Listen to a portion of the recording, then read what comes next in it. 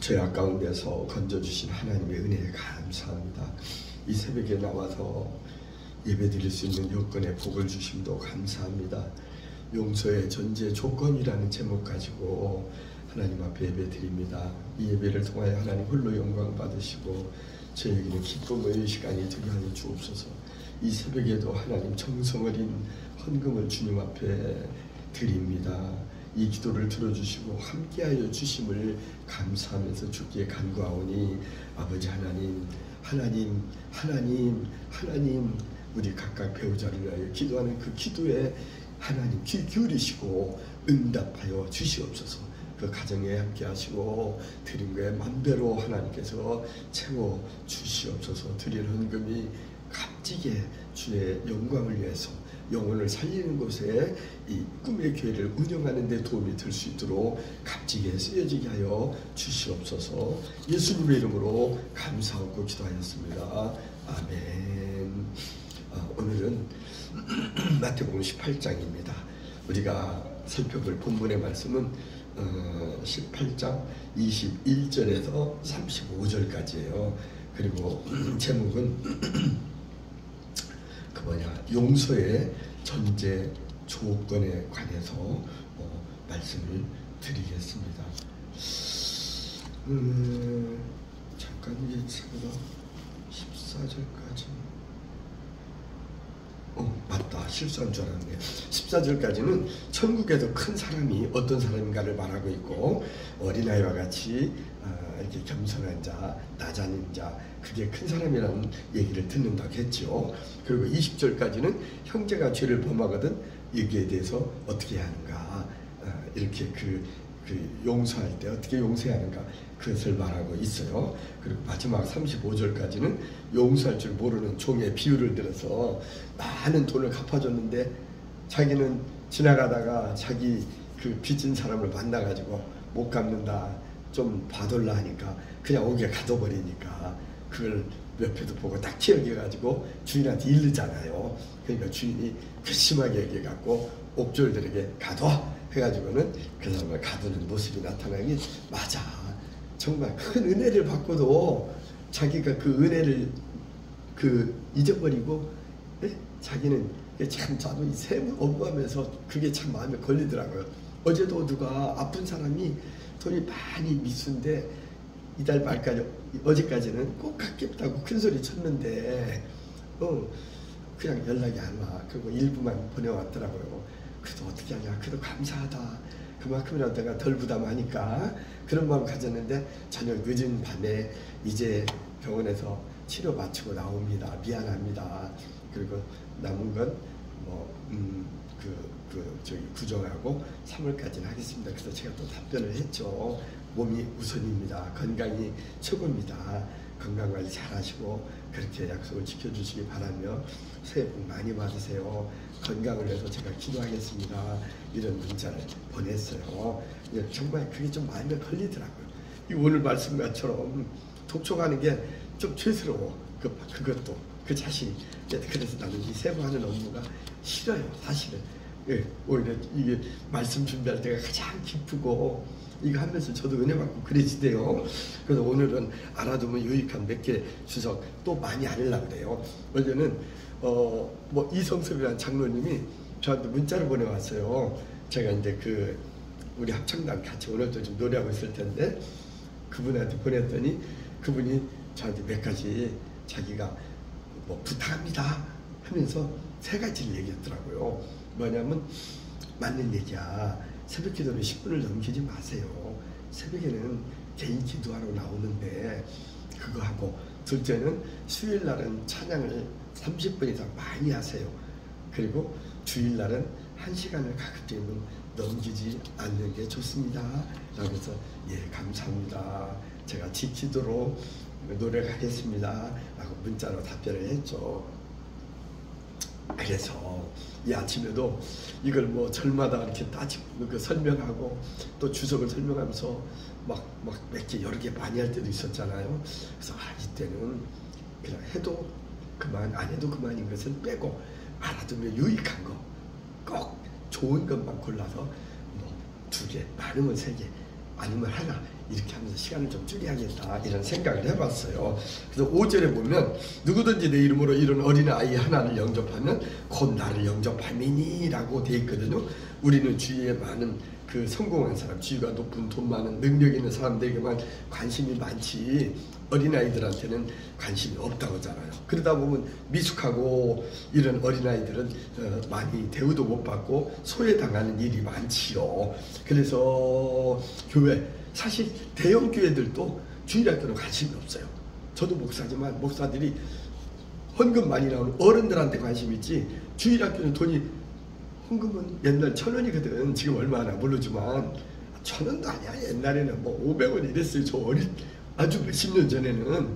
그러니까 일반 교회들이 주일학교는 관심 별로 안 쓴대요. 그리고 주일학교도 헌금을 많이 예산에 배정을 안 해.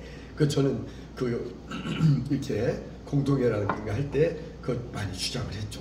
그 교회도 교육부 예산이 옛날 전체 국가 예산의 3% 뭐 이렇게 5% 이걸 차지해야 한다. 이런 제가 교육부 담당 2번이나 했으니까 그런 말이 있었어요. 그것이 아이들에게 우리가 관심을 갖고 교회도 막 헌금도 많이 예산도 이렇게 지원을 해주고 그래야 하는데 그게 아쉽죠. 그래서 지금 주일학교 없는 교회가 절반이라고 하더라고요.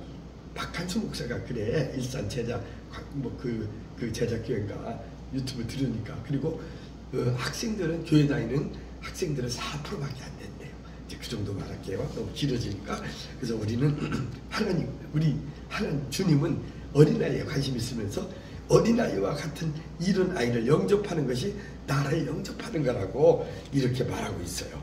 그다음 20절에 보면 두세 사람이 내 이름으로 모인 곳에는 나도 그 줄 중에 있느니라. 여기서 내 이름으로 모인 곳은 뭐냐 하면은 교회를 말해요. 교회. 내 이름으로 모인 곳은 교회를 말하는데 예수님께서는 모인 사람의 숫자가 중요한 게 아니라 주님의 이름으로 모인 교회에 함께하고 역사하는데 이 교인 수가 얼마든지 간에 내 이름으로 모인 그 중에 두세 사람이 모인 중에 내가 함께하노라 라고 말을 할 때 이 말씀을 보면서 저는 위로를 받았어요. 사람 교인 수가 적고 환경도 열악하지만은 이 작은 수가 모여도 우리가 모여서 하나님 앞에 예배드릴 때에 하나님께서는 기뻐하시고 함께하시고 우리를 도우시고 역사하실 걸로 믿습니다. 그리고 22절에 보면 예수께서 가라사대 내가 이르노니 7번뿐만 아니라 70번씩이라도 7번이라도 할지니라 라고 이렇게 우리 주님이 이렇게 답변을 하거든요. 대답을. 왜냐하면 그 당시 랍비들은 저도 이걸 몰랐던 건데 죄를 3번까지는 용서하라고 했대요. 3번까지는.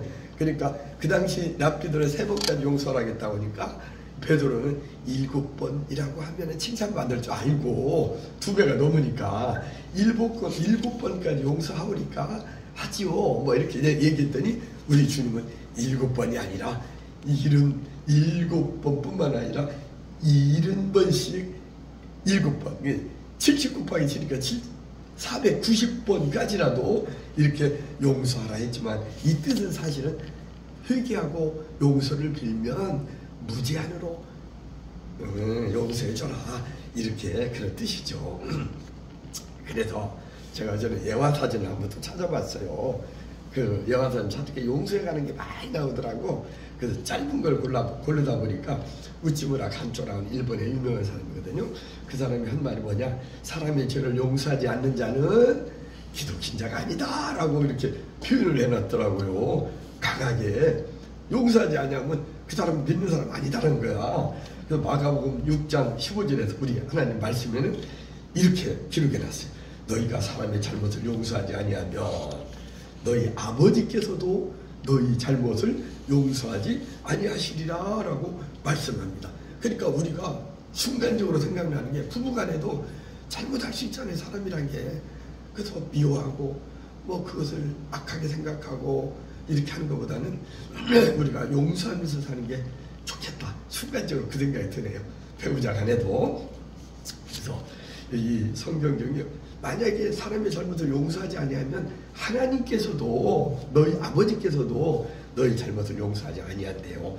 그래서 성경적인 용서의 개념은 빛을 탕감해 준다는 것인데, 탕감한다는 이 말은 빚 받을 것을 포기한다는 뜻이래요. 탕감해 준다는 것은 아예 그 빚 안 받아도 좋아, 포기하겠다. 그래서 옛날 곽전태 목사가 그 목사인데 그 농심 아니야 곽전태 목사가 옛날 그 라면 선전하고 했던 그 이름이 비슷한데 그 사람이 우리나라에서 사업하다가 망해가지고 일본으로 도망갔어요. 근데 거기서 이제 이렇게 숨어 사는데 한 번은 우체국 우편부 아저씨, 우편 배달부가 와서 우편물이에요 하는데 딱 놓고 가는데 열어보니까 조그마한 성경이라고 그래요. 그래서 성경을 마태복음 1장부터 읽다가 마태복음 6장 33절인가요? 그걸 맞을 거야. 원고 없는 게 생각나서 하는데 그걸 읽다가 마음이 깨져버린 거야. 너희는 먼저 그의 나라와 그의 의를 구하라. 그래서 이 사람이 회개했대. 곽규석이네, 곽규석. 이제 생각나네요. 곽규석, 프라이버의 곽규석인가?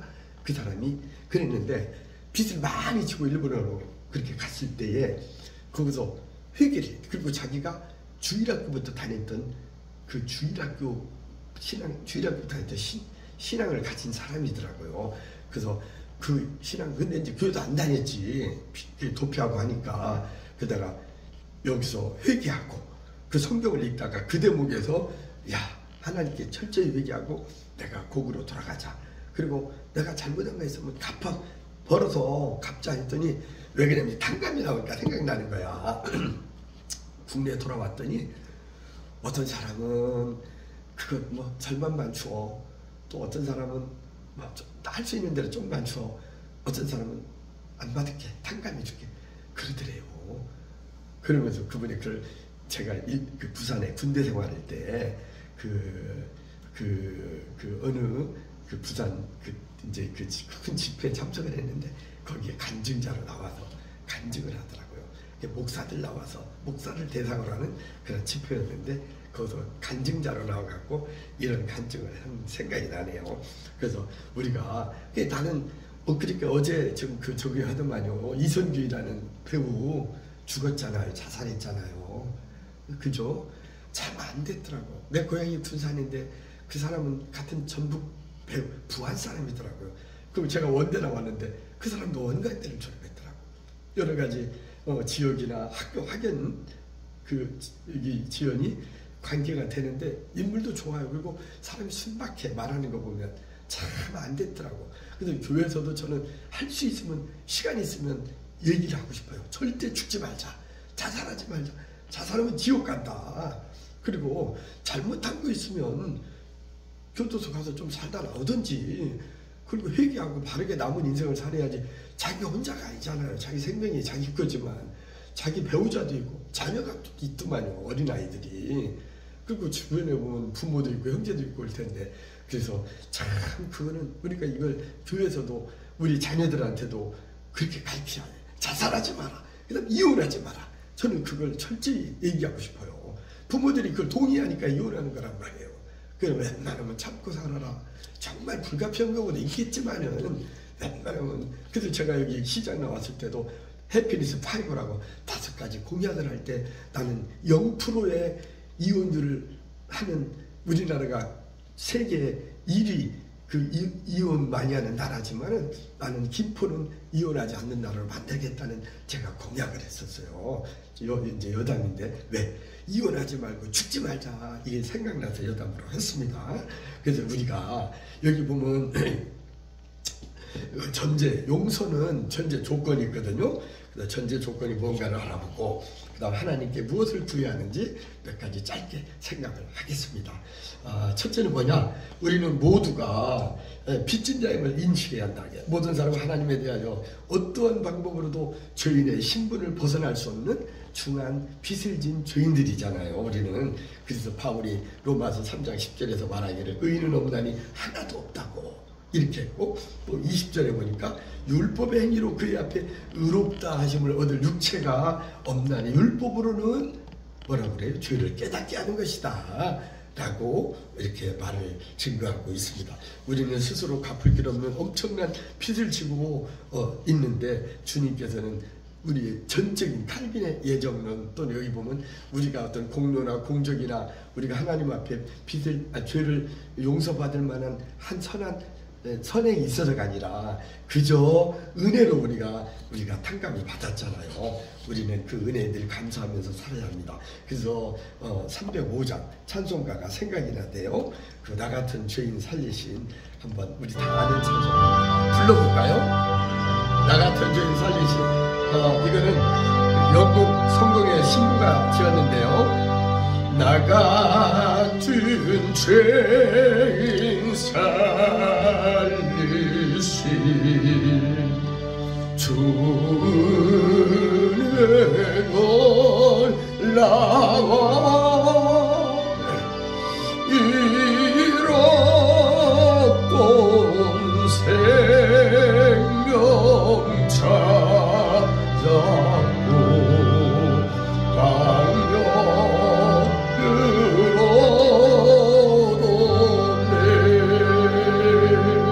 아멘이죠. 이 찬송은 에베소서 2장 5절에 너희는 은혜로 구원을 받은 것이라 라는 말씀에 근거해서 지어진 찬송인데요. 이 찬송을 지은 뉴턴이라는 사람은 원래는 해군 장교였어요. 근데 이 장교 생활하다가 탈영을 해갖고 이제 붙잡혀갖고 결국 노회선에서 일하던 중에 또 거기서 또 탈출을 하더라고요. 그래서 탈출하고 나면서 회개하고 자기가 잘못한 걸 예수를 믿게 되고, 그것을 회개한 걸 신앙 고백으로 나 같은 죄인 살리신 주 은혜 놀라와 라는 이 가사를 지었다라고 합니다. 두 번째는 뭐냐? 용서받기 위해서는 우리가 뭐 해야 하냐? 무조건 용서를 바라서는 안 되죠. 전제 조건은 뭐냐면 회개해야 한다. 내가 잘못한 거 인정을 해야 한다는 거예요. 하나님의 용서의 법칙은 반드시 회개를 전제로 하고 있습니다. 자기의 잘못을 솔직히 인정하고 회개하는 사람들에 대해서는 얼마든지 몇 번이라고 그래요? 70번씩 7번이라도 무제한적으로라도 용서해 주겠다는 것이 우리 주님의 가르침입니다. 우리의 회개가 거룩하신 하나님께 용납되어지듯이 마찬가지로 우리도 또한 우리 형제나 자매나 이웃의 모든 사람들에게 잘못한 것을 용서를 빌어올 때 그것을 용서를 해줄 수 있는 이러한 우리들이 되어야겠어요. 아까 금방 우리가 같이 불렀죠. 나 같은 죄인 살리신 주님의 은혜가 정말 놀라운 것입니다. 죽어마땅한 영원한 불, 그 구덩이에 있는 그 죄악 가운데 그 지옥 가야 할 인생들을 그저 우리의 하나님을 아버지로 부를 수 있는 이렇게 정말 그 큰 은혜죠. 그게 그 자체가 감사하다는 거예요. 큰 집에 살고 차를 좋은 거 타고 뭐 돈이 많아서 뭐 내가 누리고 싶은 거 다 누리고 여행 다니고 하는 게 아니라, 우리는 좀 더 가난하고 좀 몸이 아프더라도 우리가 하나님을 아버지로 부르고 우리가 우리의 영혼이 구원받은 그 하나만 해도 우리는 정말 비교할 수 없는 가장 감사의 큰 조건이라고 그래요. 마지막 하나님의 긍휼을 우리는 구해야 합니다. 세상 법정에서 용서받지 못한 죄인일지라도 하나님께서는 긍휼을 우리에게 베풀어 주시고요. 하나님의 용서는 세상 법을 초월하기 때문이죠. 왜냐하면 세상 법이 악한 자에게 의해서는 이해타산, 이게 그 판관이나 재판관, 죄송한데 그분들한테는 때로는 잘못 재판할 수도 있거든요. 그래서 사실은 그 감옥에 산 자가 옥을 치러 오는 사람들도 때로는 정말 무고하게 억울하게 감옥살이 하다 나오는 사람도 있다고 그래요. 나는 이제 측근 주변에 그런 사람을 못 봤는데 그런 얘기가 들리고 들더라고요. 그렇다고 우리가 성경을 왜곡하게 해석해서 무조건 세상 권력자들 그런 사람에게 우리가 그냥 순종하고 뭐 따라가고 그래서는 안 되지만, 그래도 권력자들, 세상을 지배하는 재판관이나 이런 사람들에게 우리가 따라줘야 하는 이유는 이 성경에도 그 말이 있더라고요. 세상 권력도 하나님이 정해주신 것이다. 그래서 뭐 우리가 대통령에 대해서 나쁜 평가를 할 때도 있지만, 그래도 대통령은 하나님이 정한 것이다. 투표를 통해서 하는데, 그래서 대통령의 우리가 지도력에 따라야 한다. 뭐 그런 얘기도 들었어요. 로마서 13장 1절에 보면 각 사람은 위에 있는 권세들에게 복종하라. 권세는 이 권세는 하나님으로부터 나지 않음이 없나니 모든 권세는 다 하나님께서 정하신 것이다. 이 말씀을 기억을 해야겠어요. 로마서 13장 1절에 있는 말씀, 이제 말씀을 요약하면서 마치겠습니다. 용서의 개념을 우리가 잘 이해를 했죠. 용서하기 위해서는 우리가 모두 다 내 자신이 빚진 자라는 걸 우선 인식을 해야겠고, 또 용서받기 위해서는 그냥 용서를 구하면 안 되고 잘못한 걸 뉘우치는 회개를 해야 한다는 것이고, 그 다음에 하나님의 긍휼을 구해야 합니다. 용서는 기독교의 기본 원리 중에 중요한 하나로서 우리가 주기도문에서도 우리가 그잖아요. 우리가 우리에게 죄 지은 자를 사하여 준 것 같이 우리 죄를 사하여 주옵시고 라고 우리가 주기도문을 외우죠. 주님의 용서해 주심을 본받아서 우리도 서로 남을 용서하며 살기 원하는 우리 모두가 되기를 간절히 축원합니다. 축도로 마칠게요. 이제는 교회 머리 되시는 우리 구주 예수님의 한없는 은혜와 아버지 하나님의 극진하신 다음없는 숭고한 그 사랑과 성령의 교통 교제, 감동 감화, 인도 보호, 충만 역사하심이 우리 모두의 심령과 가정과 그리고 이 교회와 이 나라 이 민족의 영원토록 함께 할지어다. 아멘.